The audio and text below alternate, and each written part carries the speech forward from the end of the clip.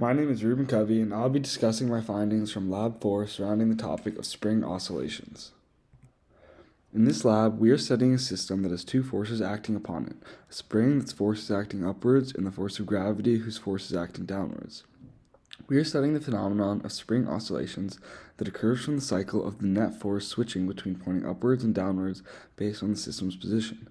Another important aspect of this lab was to study the energy principle and how the total energy of a system remains unchanged when no work is being done by the surroundings. We were able to accomplish this by combining the mass, spring, and earth all into the same system. There were multiple important physics principles and formulas used in this lab. The first revolved around the calculations of forces such as the spring force, which is negative k times L minus LO times L hat, and the force of gravity, which is negative mg. We then needed to calculate energies such as kinetic energy, which is 1/2 mv squared, and gravitational potential energy, which is mgh, and spring potential energy, which is 1/2 ks squared, where s is the distance of the compression or stretch. The last principles we used relate to the energy principle, such as how total energy is equal to the sum of all types of energy in a system, and how the total change in energy is equal to the work done on the system by the surroundings, which, since we put everything in the system, in our case is 0. For our experiment, we are using a video of an experiment performed by Dr. Greco. We took this video and uploaded it into the tracker software where we set the origin to be the fixed end of the spring. We then extracted the x and y position of our suspended mass and created a CSV file to be used in the computational model for comparisons.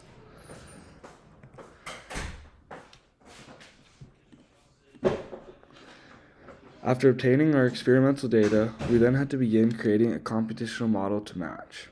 We set our initial mass, position, and velocity and rest length to match that of the video, as well as a delta t that is equal to a 1/20th scaled multiple of the frames per second of the video, which was 10.5, which is how we got our delta t of 1/210 seconds.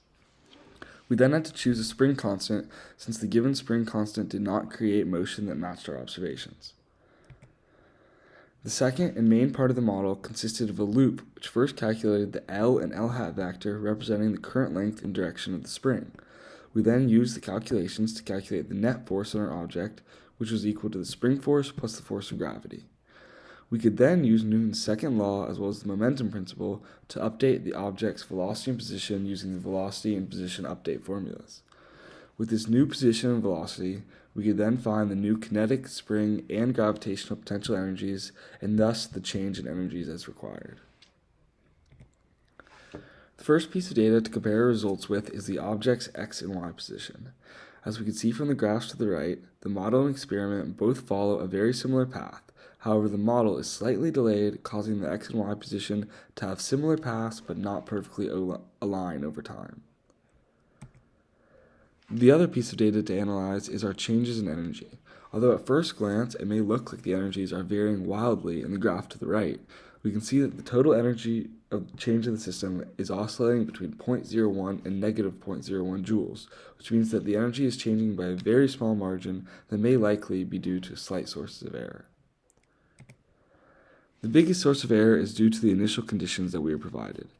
The initial spring constant that we were given was 6.83. However, when this value was used, the object began its motion in the wrong direction, which was due to an incorrect spring force calculation by the model. Because of this, we had to test multiple spring constant values to find the most accurate one, although this is still unlikely to be perfectly reflective of the exact spring constant value obtained within the experimental video. In addition, we were not given a good distance relation to use to map out the coordinates of our tracker data. For the first what-if question, I do believe that the energy principle was satisfied because the total energy of the system is only changing by about 0.01 joules, which is very, very close to our expected change in energy of 0 joules.